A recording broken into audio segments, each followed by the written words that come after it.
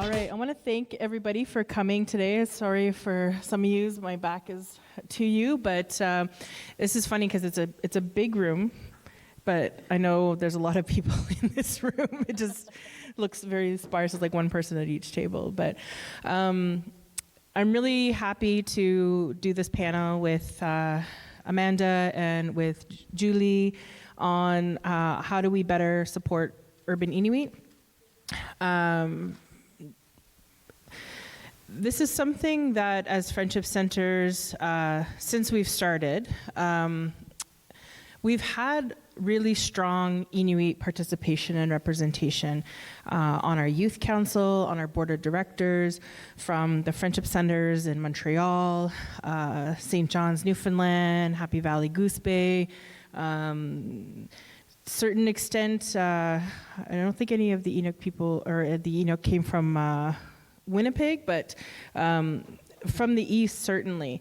And one of the things that we've heard as we've gone on is, well, Friendship Centers, those are a First Nations thing. It's not really for Inuit. It's First Nations centers. Yet we had centers that were in Inuit Nunangat, or just south of there, that were serving a lot of Inuit population and doing really good work. But I feel like there's something else that we could be doing and something more that we could be doing to ensure that when Indigenous peoples, all Indigenous peoples are thinking about Friendship Centers, everyone feels like I belong here, there's a place for me here, and not, well, it's Indigenous, but it's not for me, you know?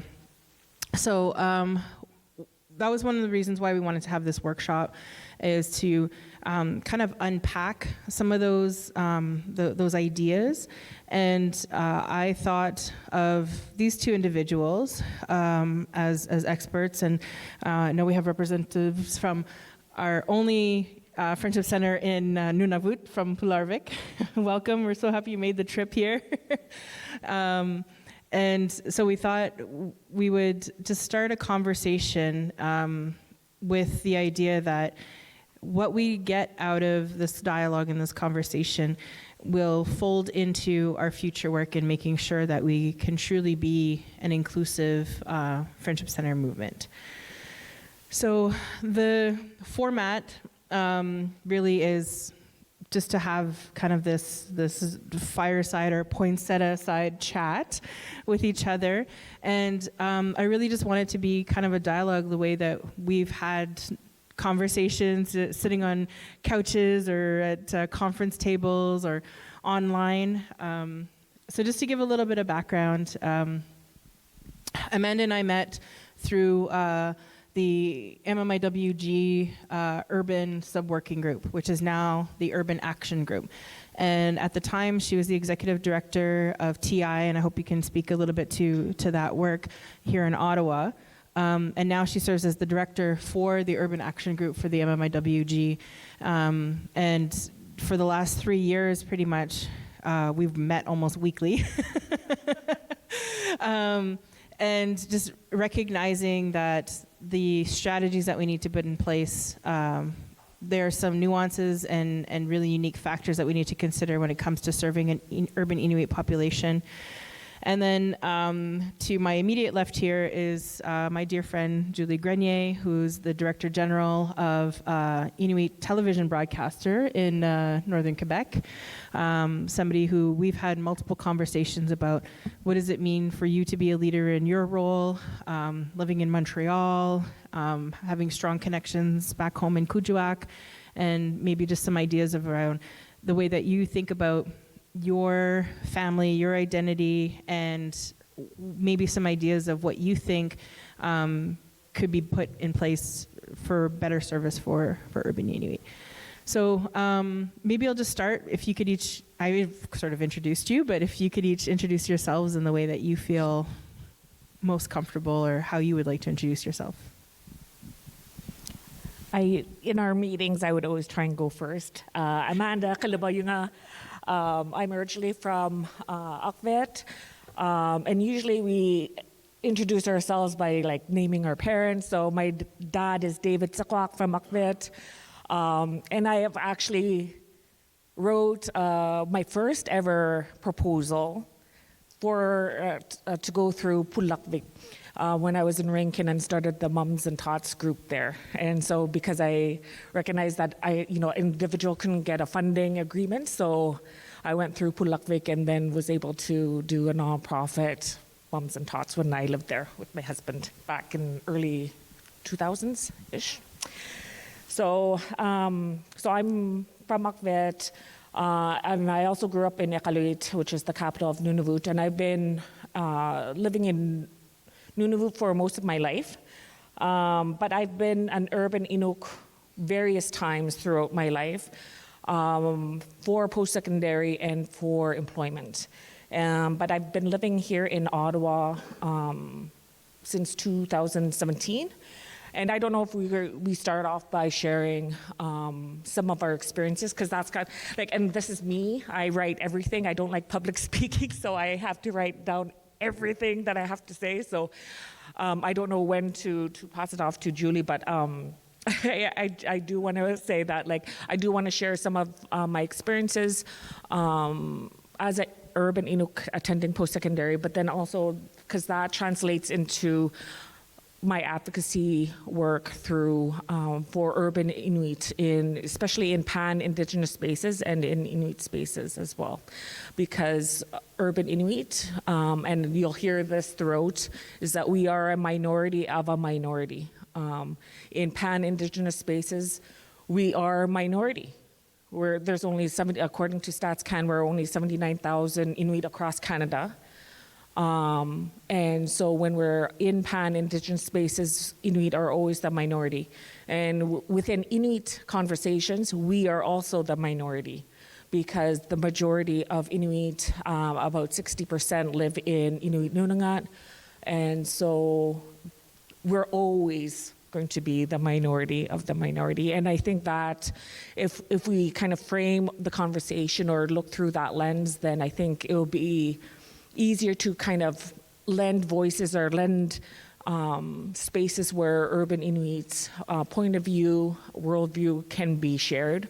And so I do want to start off by saying thank you for having this, because I think it is important. And you're right, like, a lot of people will think of friendship centers as Indigenous, and for Inuit, we're so different. So we don't call ourselves Indigenous, we call ourselves Inuk, and that was translated in the National Action Plan chapter in the urban. But anyways, I'll stop here for now, and I'll let Julie introduce herself. All right, so as Jocelyn said, Julie Grenier, I'm from Kuujjuaq in Nunavik. I've been living just outside of Montreal since 2015, but I also have been in and out of the South for most of my life. My parents tallied up recently that they've moved 26 times in the last 30 years. So we've moved around quite a bit. This is probably the longest stint that I've been in any kind of one location in my whole life. We have a very small Inuk community in the area where I live, and so we do keep in contact, but also through work at Taqamut Nipingat, we have a almost all Inuk staff in Dorval, and still work very closely with the communities of Nunavik, Saluid in particular, where we have a production center. So we do move in and out of the communities quite a bit. But in the city, I have my 3 boys and my husband. My husband is non-Indigenous. My father is French from Quebec, Québécois. Sorry. And my mom is Inuk. And 3 brothers, all 3 live in, my whole family still lives in Kuujjuaq, so I actually find myself pretty much alone unless they're visiting in the city. And I think one of the biggest challenges that we face as urban Inuit around Montreal, one, we're not close to the downtown core, But also my kids who were taught and raised in Inuktitut their whole childhood, early childhood years. My oldest was 7 when we moved to Montreal. They spoke Inuktitut and English, and they understood French. And now we're in a place where they speak French and English, they study in French, and they've lost their Inuktitut. So I think that in most of my employees, myself, and the other Inuit that I'm connected to in the urban centers, one of the biggest difficulties is the retention of our language, which is in Nunavut's reality. We still have 96% of our Inuit that are fluent in Inuktitut with a second and sometimes third language. So that's probably one of the biggest difficulties, because then when we come back to our communities, we end up having that disconnect because of the language. And I work on different other platforms and in other places as well. I met Jocelyn through APTN, and that's connected me to Inuit from across the country in both urban and non-urban centers, and a lot of Indigenous people as well. And one of the things that I found really interesting, and I didn't realize this, because I don't think we've ever really had that conversation in Nunavik, but a lot of Inuit across Nunangat don't consider themselves Indigenous. And I've always considered myself Indigenous as well as an Inuk within the greater Indigenous scope. But a lot of Inuit don't consider themselves Indigenous. And I found that surprising, but I guess it kind of made sense in the greater landscape, because so many Inuit don't interact or connect to those greater Indigenous platforms. So, yeah, I guess I'll leave it there for now. And there's a few things that were mentioned about feeling connected to the broader Indigenous communities. The solidarity pieces around it. There's the language, and as you mentioned, Amanda, like the 40% of Inuit living outside of Inuit Nunangat, I still think that's a very significant number, right? Because you're talking about almost 30,000 people, and they're not just really in one place. I think, like I mentioned, a few places like Ottawa, Montreal, Newfoundland, Labrador. I know there's some folks here from Mi'kmaq Friendship Center. They have a large Inuit population, and actually have provided space within the Friendship Center in Halifax just to operate their own programming and use the Friendship Center. I kind of like, we need to put a name on the proposal to receive the funds. So, I think the Mi'kmaq Friendship Center plays that role. They say, we recognize, we are very First Nations heavy, but there's a community here that we want to support in a way that is cultural, but it's not our culture. So with your experience, like, what would you say just in terms of serving Inuit from by and for Inuit with your experience, what would you say you would have some advice or just thoughts and reflections on how we can do that better? Well, with the 40%, I mean, that's from StatsCan, and it's reflective in the 2016 and the 2021 statistics. It's not a fully recognized number, because within the statistics, there's a single identity and then there's a multiple identity. And so single identity would be like me, Inuk and Kablunak, or settler. And then multiple identity would be like Inuk and First Nations, Inuk and Métis. And as you're looking at urban Indigenous populations, you see a lot of that kind of demographic and so when I say 79, that also includes like the multiple identities, which you would find. I think there was 9,000, over 9,000 2016 Inuit that had multiple identities. And so I'm a data nerd, I guess. So I love looking at data. And I, one time through my work at TI, just kind of went through all the different regions across Canada, and like some really surprised me. So there's over 1,700 Inuit in BC, and I was like, whoa, like that's, or even 180 in PEI. Like, I'm like, they live there? Like, because when you're kind of living in Nunavut, you just kind of like, that's kind of the borders, and like, you know, you don't necessarily think of urban Inuit, or you don't think of how they're living outside of Inuit Nunangat. So seeing those kind of demographics across Canada where Inuit live everywhere. And so I think it's just recognizing, and I actually have 4 ideas of ways that friendship centers can better support Inuit, and one is representation. And it could mean visual arts representation with Inuit carvings, prints, wall hangings, etc. in your spaces. It could also include, like, if there's boards that govern your centers, to dedicate a spot for an Inuit community member to be on that board. It also includes staffing. So if your friendship center is in an area or region where there's a larger Inuit community, hire someone who's Inuk, and they can start doing the cultural programming. But I think that a lot of times, and this is like reflective of me to First Nations or Métis cultures as well, as I don't know what I don't know.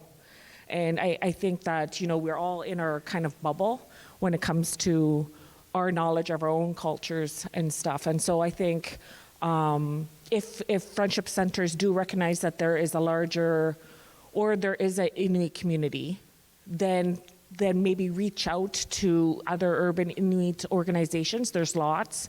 There's a couple in Ottawa. There's a couple in Winnipeg. There's Atilahai that uses the Mi'kmaq Friendship Center out east. So reach out to them, because they can help you with Inuit cultural sensitivity training.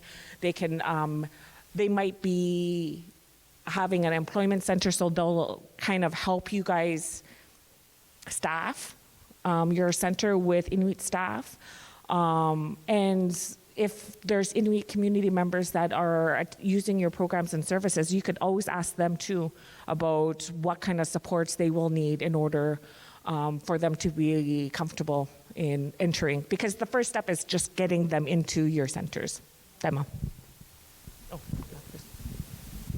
Well, actually echo a lot of what you're saying, because especially with the visual representation, but also the cultural elements.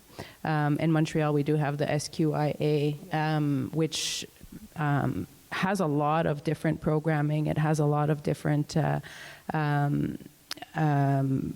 activities. And I do believe that they are working with the Friendship Center in Montreal. So I think that we kind of have something good going on over there. But having that greater, I guess that greater conversation, and that just open, like asking for Inuit, call for Inuit, rather than just like a general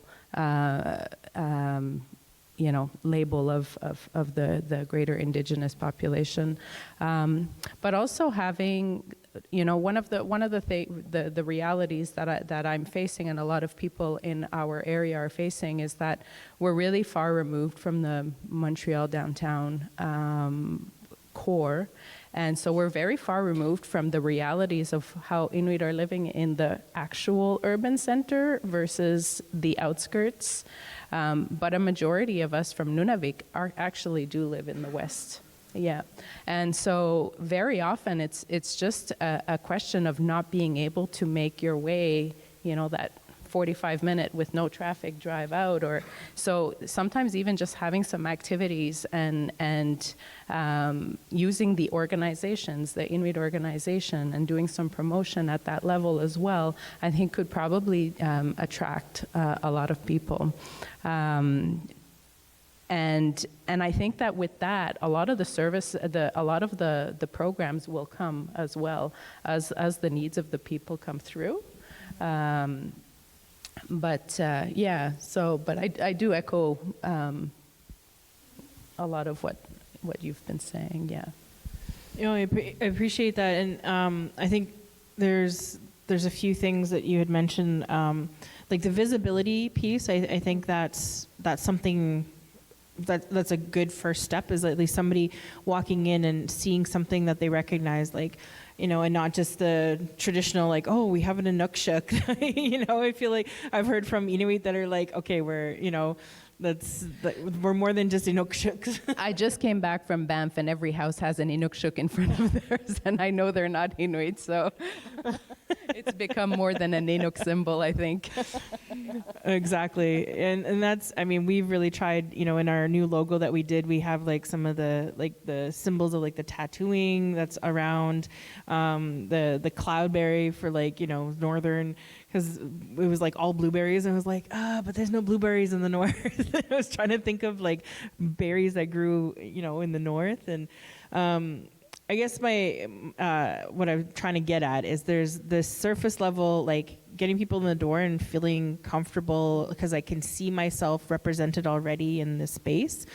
But I want to maybe unpack a little bit more around what you were talking about. Like, it's not just staffing to have, Inuit sort of faces in the programming, but there's an element of uniqueness and difference that I think we're really trying to think through is how, for every Friendship Center, we're serving multiple communities, right? So you think about Vancouver, in addition to the local West Coast nations that are represented there, there's also a lot of Métis that are there. There's a lot of Anishinaabe, there's a lot of Crees, and there's a lot of Inuit. And it's always this like tension for centers about representing and highlighting local cultures, but at the same time, how do we do the outreach to folks that are not from the local culture, but still need to feel connected to those services, right? I think some centers do it really well. It's just like, this is who we are. We're going to make sure, like I'm thinking in my mind, Vancouver, right? Every Wednesday they have the West Coast night. But then they're also ensuring that they're providing some general services on a much more broader scale, that they understand these people are coming from all across the country or other countries and are still Indigenous. And so I think this is one thing that I've heard from Friendship Centers about. We want to do better, and we have some ideas because they have the partnerships, they have the connections. And so how do we kind of unpack like more than just the, you come and you see yourself, or you see somebody who looks like you are from your community. What are some of those programs, or what are some of those really unique factors that might help somebody feel a little bit more comfortable in sort of like, I don't want to call it a pan-Indigenous space, because we try to be more like, we don't just erase everybody's, culture. We try to just be inclusive and represent as much as we can. I think it's a combination of different approaches, and one is to kind of recognize, yes, we are very distinct, the First Nations, Inuit, Métis, but there's a lot of shared like similarities between our cultures, and I think that aspect needs to be more acknowledged or like honored, because in my experience as an Urban Inuit going down, like I went to Queen's University, and it was like I didn't receive any supports from Nunavut. It was fans, it was just you get money and taima, that's it. And so I'm 19, and it's just like I was in civil engineering, and they had purple faces slamming their leather jackets in front of you. And I'm 19 from like Iqaluit, which was like 4,000 people at the time, and I'm terrified. And so and I didn't know about the four direction Indigenous Center. I didn't know about anything, right? And so the second time, and so obviously I did not complete my degree at Queen's, but the second time I went, and I went to U of M in Winnipeg, and I was so I really wanted to finish my degree. And so I went to the Indigenous Student Center.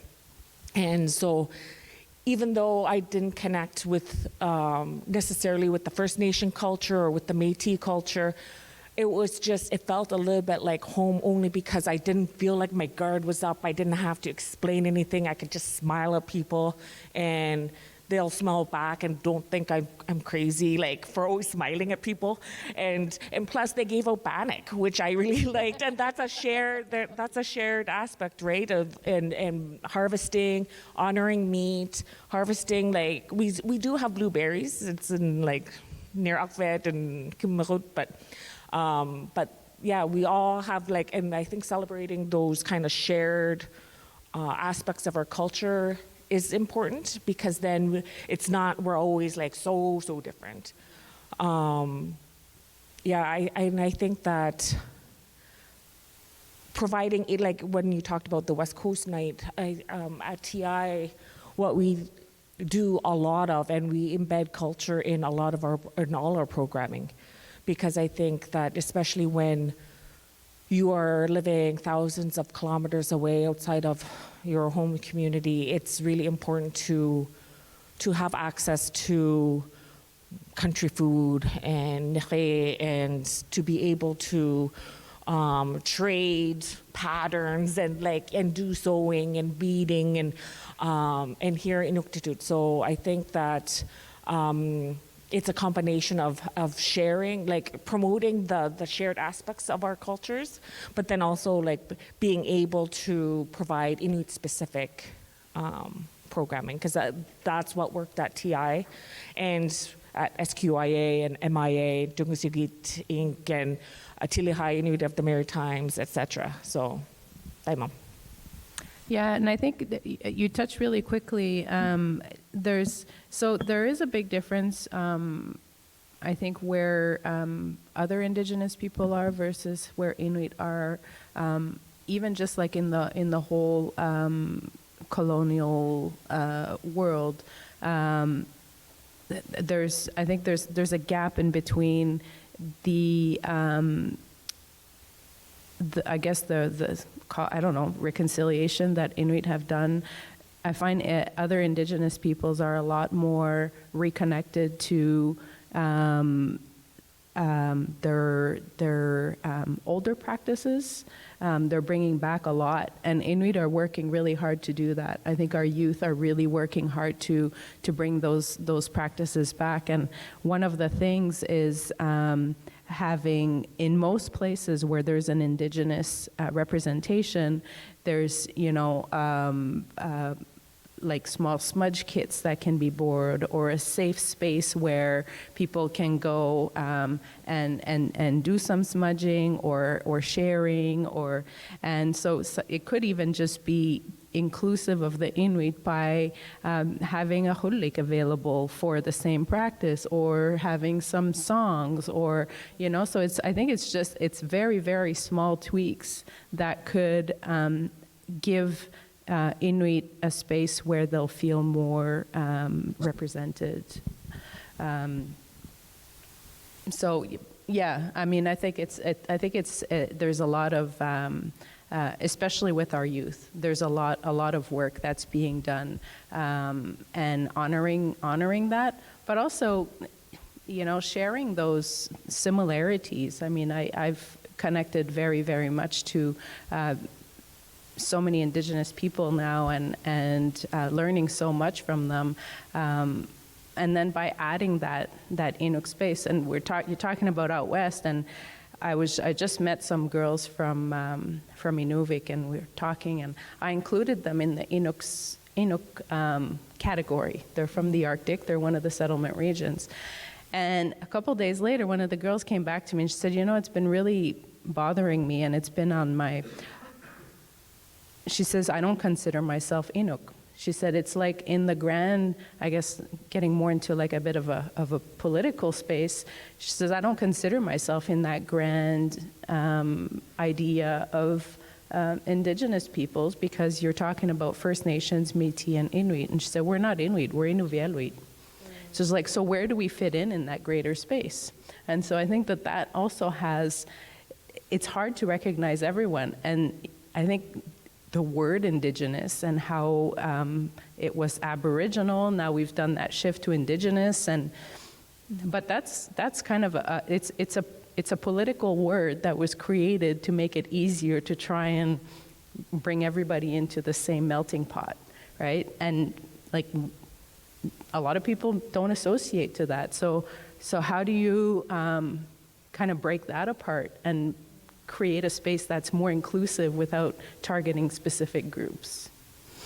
So Yeah, I think, well, we've had a few conversations, Julie and I, because I'm from, James Bay territory, and like, even though there's a lot of differences in terms of like, you'll say First Nations and Inuit, when we've actually broken it down between like just Moose Cree and the James Bay Cree and the Inuit in northern Quebec, we found a lot of similarities around the history piece. So maybe not necessarily the culture or the language, but the colonization piece around how heavily Christianized our communities had become, the isolation of our territories, where in Treaty 9 territory, a lot of them are fly-in communities. And so I find myself sometimes even having these broad Indigenous conversations, as somebody who's from Treaty 9, Moose Cree, I'm like, I feel like a lot of times I relate more to the Inuit experience than I do for like, all First Nations. Mm-hmm. And even I was like, how did First Nations become its own like category? But I think where I'm going with this is this idea of, okay, let's not talk about ourselves in terms of those categories of Indigenous or, First Nations and whatever, but if we think about it from this idea of community-driven, this idea of people coming together in these spaces and recognizing each other for who they are and all their complexities, what does that mean for if we're looking to a future where people, all of our people, do feel included, and maybe that's not necessarily my culture, but I feel like I belong here. And at least until I can go home, or if I'm going to make a life here in the city or not the city or other cities, I don't know, what do you think about unpacking what that might look like for us? I guess I'm just trying to spitball as to like, if we take out the categories, mm-hmm. What does it mean to build community where we feel we're recognizing each other's uniqueness, but we also can feel like we belong? So I think that urban Indigenous organizations do rally in terms of like providing an inclusive space, because I think that we had to, because urban Indigenous populations are the minority in these large centers. So I think that naturally we just are able to kind of get together and to identify, what do we need? It's just accessing the resources to actually get what they need in order to provide the adequate programs and services. But then also, I think it's a shift in mindset in terms of being open. Yeah, and I think there's maybe some need for a closer relationship with the Inuit organizations to make them more aware and I find like involved and engaged with the greater urban Indigenous population. In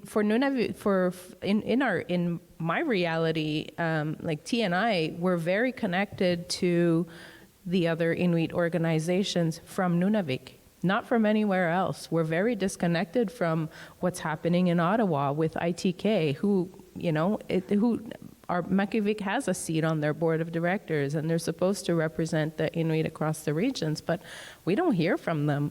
We don't. So I think there's a big disconnect between all of the. all of the different Indigenous organizations on the larger scale.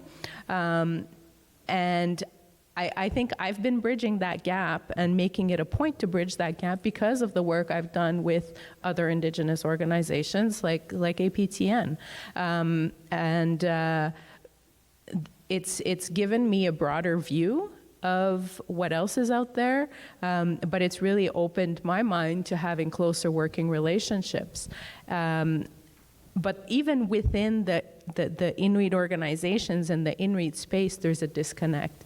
We have to work really hard at rallying together, but at also, I guess, opening that relationship so that there is a greater promotion and then there is a greater willingness to work together. And APTN was founded by Inuit, and I don't think that doesn't translate into the history of the organization, that it was like the vision of Inuit that actually was blazing trails in those days, like just filming things and getting it on television and the Television Northern Canada. And then they said, you know what, we want a bigger platform for our voices. And so they created the world's first Indigenous broadcaster in the whole country, and in the world, and Canada's first and only Indigenous broadcaster, and then the Inuit were the ones that brought others on board and said, hey, like, we can tell our own stories here, right? And so I, for one, also think about it that way, where when we open our doors and when we're thinking about how to be more inclusive, we're actually also benefiting from the Inuit wisdom and the history there of being really creative and being really practical. Because when you are from the north, like, you have to be creative and practical to not just survive, but actually thrive and be able to live with your environment, right? And if I could just ask you specifically, when you were at TI, how many Inuit were you serving through your work? According to stats, I think it was 6,870. But like in terms of, because there was 4 locations in Ottawa and then 1 in Toronto. And so when COVID happened and we had to give out food security money, we switched from a physical face-to-face food bank, and then we transitioned into an online gift card model. And we were supporting over 1,000 Inuit that needed food. I'm trying to look at Zippy because Zippy was one of the coordinators there too. But we serve thousands and thousands of Inuits weekly, hey, for COVID. Yeah. So but the thing is that we're not equipped with data money and to do our own kind of research on the Inuit populations. So it's really, really hard to tell. But on paper, it was 6,870 Inuit in Ontario in 2016. Yeah. So 2,000 in Ontario. 10,000 in Ontario. 10,000 in Ontario. So that's significant when you're talking about the population be 79,000 you said across 10,000 in Ontario. That's the population of Inuit in Nunavik. Right? And I guess I'm just, we wanted to start this conversation. We're going to capture this in our reporting, but I just want to highlight those kinds of things for when we're putting the numbers in perspective. And again, it's not to diminish the work of the political representative organizations at all. What we've talked about a lot, and I've talked with each of you individually or part of these group conversations. It's about actually like the realities of what people are facing and ensuring that the resources are appropriate for those realities. And so if the reality is that there's 10,000 Inuit in Ontario that don't have that national or even provincial or broader voice within the current systems, it's not to say we need to fit you into these systems because that's what we have. It's how do we ensure that those voices aren't lost because as folks are advocating, we know that people are in need, right? We saw it over the pandemic, where, and because we don't necessarily speak for anybody politically or representative, we would often say, like, okay, we're here to represent friendship centers, but there are other urban Indigenous organizations that you need to be including, and we had to get the numbers and emails for all of the Urban Inuit organizations that we were aware of and say, you need to invite these people to the table because nobody else is speaking for them. They're left on their own, community by community by community, and yes, they might be connected to each other, but there is no other entity that they can really turn to say, here's what we need, here's how you can show up and support us, and this is how much it's going to cost for us to be able to serve the people that are coming to our doors asking for help. Well, and I think also to take it, I guess, another step is, Urban Inuit don't have a seat on the ITK board as an example. Urban Inuit don't have a seat in Nunavut's reality on any boards, anywhere. So you're talking about Inuit representation, like for us within the JBNQA agreement, Urban Inuit are not included in anything. So like even closer to the community, there's still a huge disconnect happening. And it's that mentality of working in silos and just having your own specific focus and not, it's those blinders are always on, and you're not seeing that there are other people that need to be included in the conversation and a part of that bigger picture, which is really great that I feel that you guys are doing that because our own regions are not doing that. And when we do have a chance, so in my previous work at TI, I was able to be grandfathered into like an ITK kind of working group when talking about IPSC, so Inuit post-secondary education funding. And it was because of that seat at the table that Urban Inuit students, my nieces, my panik, have now access to post-secondary funds.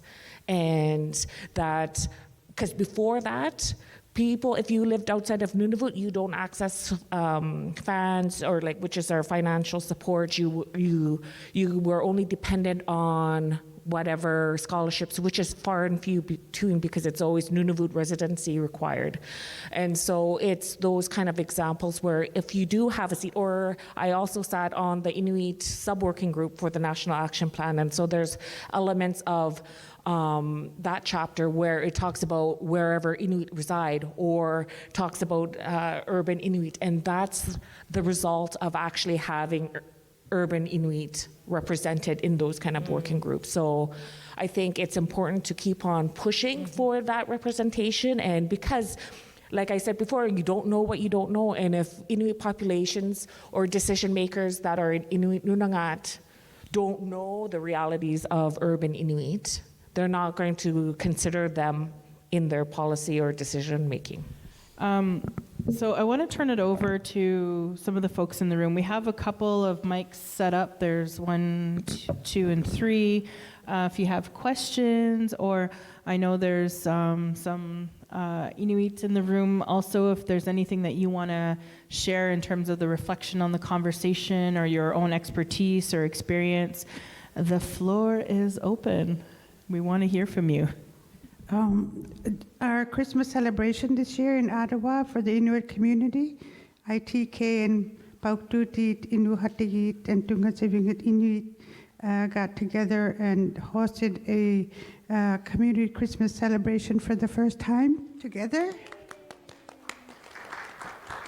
And it was our largest Christmas celebration. There was over 1,000 compared to over 600 the last time. Our population, our community here is growing rapidly. That's amazing. And I just want to, going off what Zippy had said, is that I think that with Ottawa in particular, for urban Indigenous populations and urban Inuit populations in particular, that it's not just from Baffin, coming. It's people from Nunatsiavut, it's people from Inuvialuit region, it's from Nunavik. And this is like a melting pot of Indigenous cultures, Inuit cultures. And I think that is demonstrated by, having 1,000 people coming. And so when we go back to kind of like the distinction, I know we talked a little bit about distinction based, but there is distinction based within the Inuit. Like if you're a member from Inuvialuit, or if you're a Nunavut beneficiary like me, or Nunavik, I'm assuming for you, and Nunatsiavut, when we're getting supported from the land claims, we can't just say, are you from Nunavik? Okay, sorry, this Makdak is not for you. It's from NTI. And so I think it's really hard to navigate. But like having large events like this at the Shaw Center is amazing, because it really demonstrates like the vibrant Inuit community in Ottawa. Dema.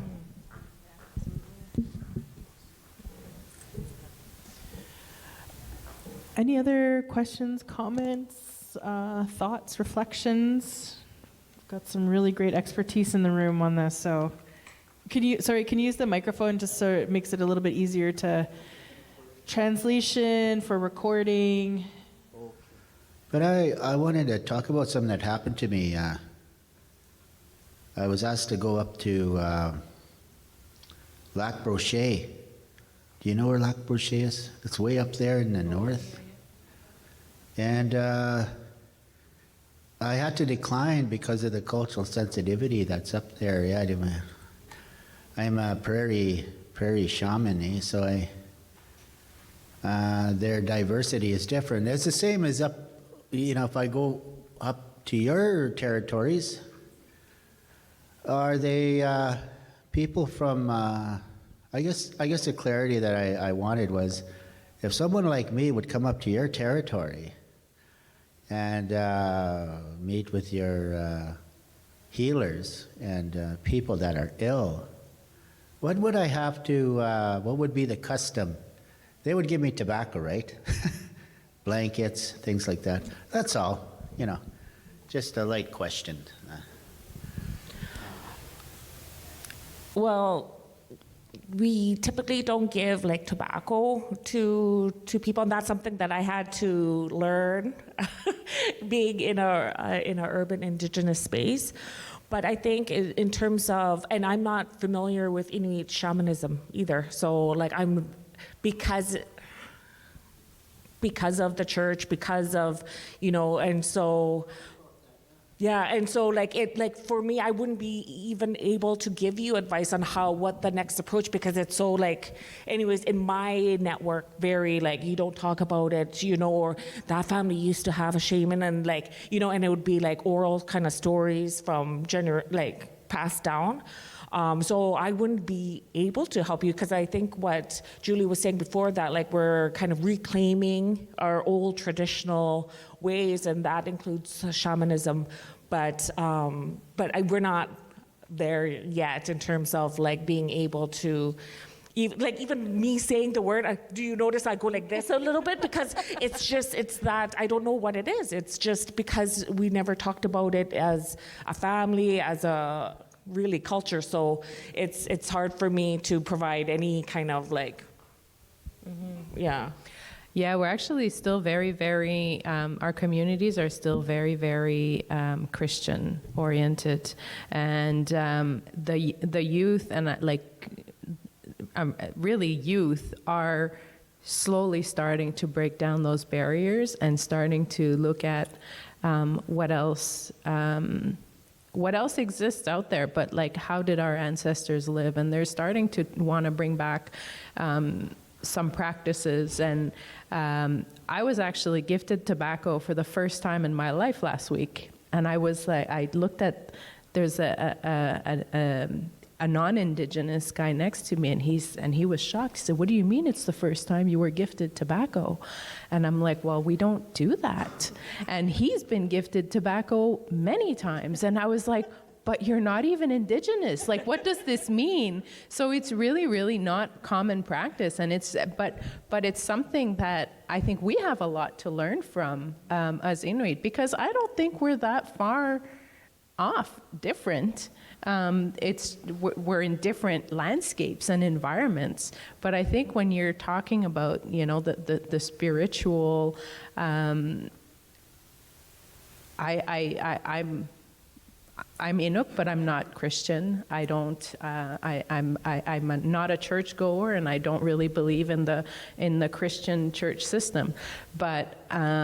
But I really do connect a lot with the First Nations and other Indigenous people's ways, and I like, it grounds me to me. So I feel like I have a lot to learn from that. But I need people like you to teach me, because we don't have anyone to teach us in our communities, and it's still very taboo to talk about. Like, it is, you have these moments of like, oh wait, am I saying the wrong thing? Can I even say that? Is it okay to even think that? You know, so I think we have a lot of work to do in that department. You didn't have your written notes, but from what we had been talking about, is there something that you're like thinking or that you're reflecting on still that's like, you know, wanted to make sure you were able to touch on while we were here? No, I think that we did a pretty good job of touching on the different things that I had in mind anyways, and that, yeah, we managed to weave all of my thoughts anyways into the greater conversation. And, you know, I say that, and once I get in my car and then I'll be 5 minutes out, I'll probably think of something else, but, you know, that's just how it works. Well, if there's no other questions, I'll throw it out one more time for folks. When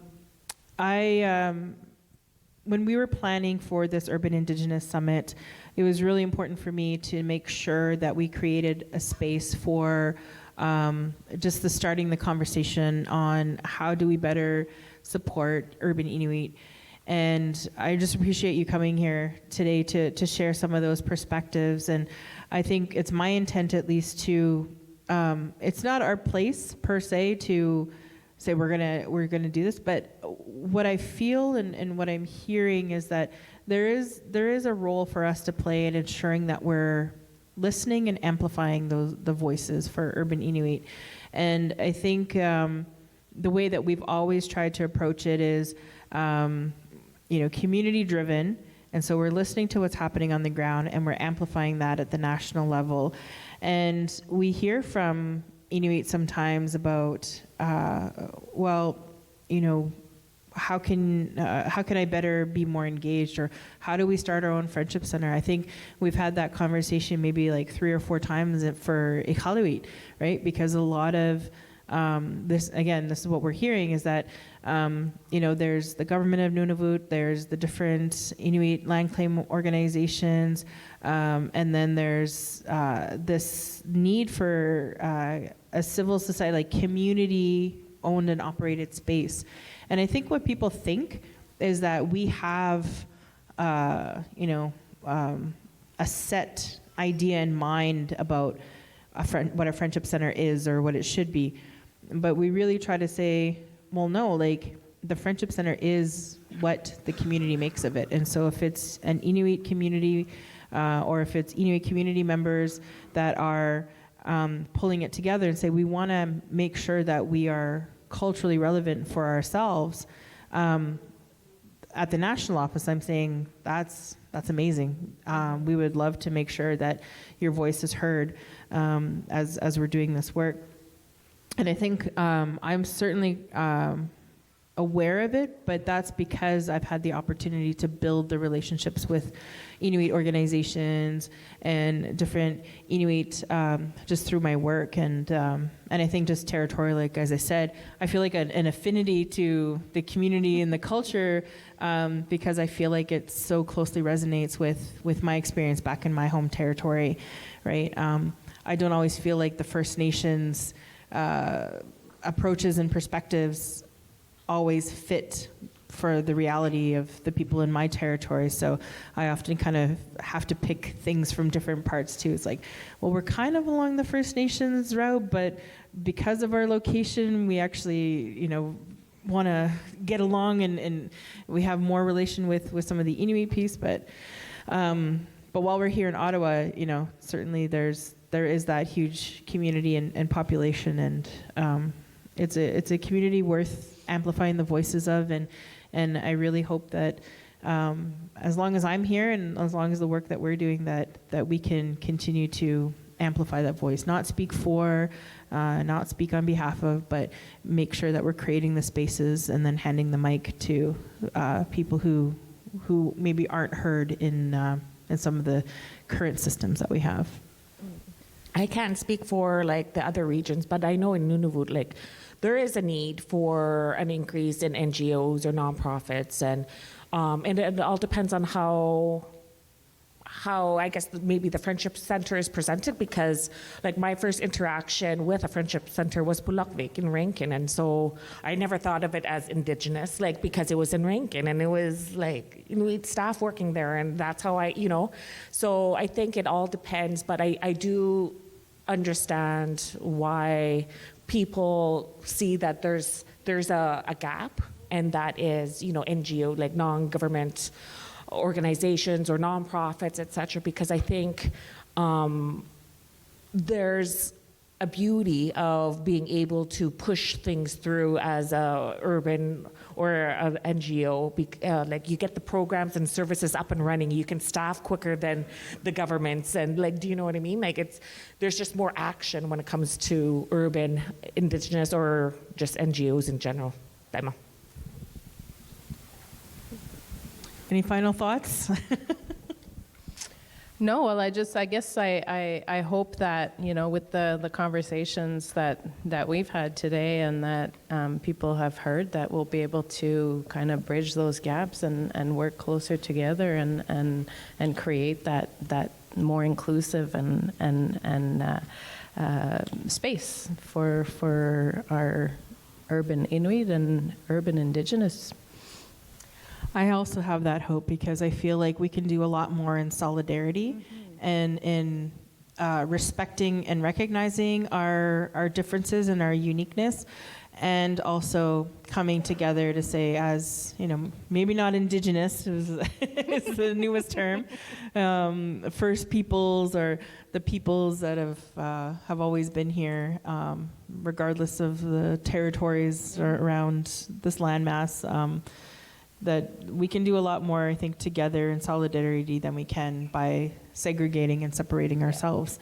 And we can still recognize our differences, even in solidarity. Yeah. That's just how I feel. Yeah. Well, thank you all. Like we can close a little bit early.